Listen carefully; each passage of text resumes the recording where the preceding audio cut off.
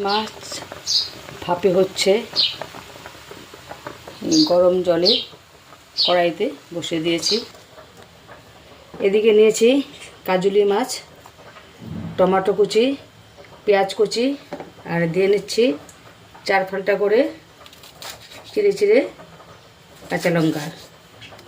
এটা একটা পাতুরি মতো হবে। কড়াই বসিয়ে দিয়েছি, এদিকে একটু কাঁচা তেল দিয়ে নিচ্ছি।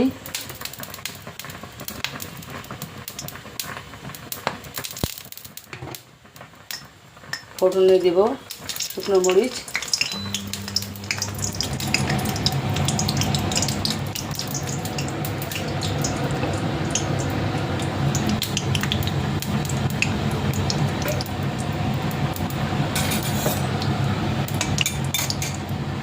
দেবো একটু কালো জিরে,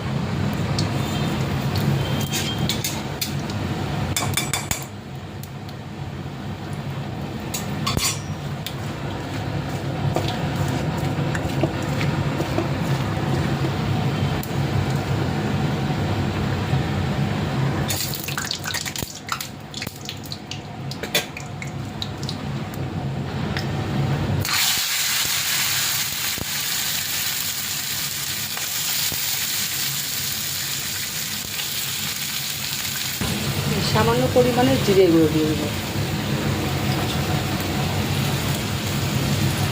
আর এদিকে মাছ ভাপে হচ্ছে, 2-4 কোষ রসুন দিয়ে দিলাম। এদিকে মাছগুলোকে একটু উল্টিয়ে দেব, এপিট ওপিট করে দেব।